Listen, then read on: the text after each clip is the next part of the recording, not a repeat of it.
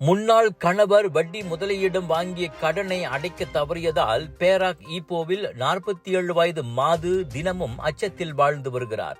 லாவ் என அழைக்கப்படும் அந்த ஆசிரியைக்கு வட்டி முதலை கும்பல் கொலை மிரட்டல் விடுத்துள்ளது. 1000 ரிங்கிட்டில் தொடங்கி பின்னர் 10,000 ரிங்கிட்டாக உயர்ந்த முன்னாள் கணவரின் கடனை அடைத்தே தீர வேண்டும். இல்லையில் தன்னையும் 10 முதல் 17 வயதிலான 4 பிள்ளைகளையும் கொன்று விடுவோம் என கைபேசியில் மிரட்டப்பட்டதாக அவர் கூறினார்.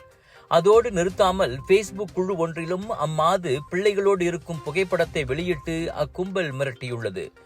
இதனால் கடந்த திங்கட்கிழமை முதல் உயிருக்கு அஞ்சி நாட்களை கடத்தி வருவதாக ஈப்போவில் MCA ஏற்பாடு செய்த செய்தியாளர் சந்திப்பில் லாவ் சோகத்துடன் கூறினார். நான் இப்போது அவருடைய மனைவி அல்ல. அவர் வாங்கிய கடன் பற்றி எனக்கு எதுவும் தெரியாது என கூறியும் அவர்கள் கேட்பதாக இல்லை. 1500 ரிங்கிட்டை கொடுப்பதோடு விவாகரத்து பத்திரத்தை காட்ட வேண்டும்.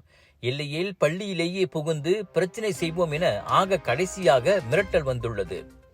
போலீசிலும் மலேசிய தொடர்பு பல்லூடக ஆணையமான MCMCயிலும் அவர் புகார் செய்துள்ளார்.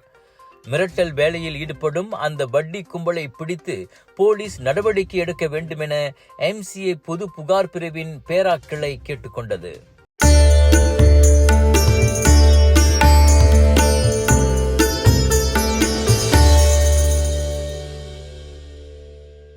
விலையோ மலிவு, செலவோ குறைவு, தரமோ உயர்வு, மனமோ நிறைவு.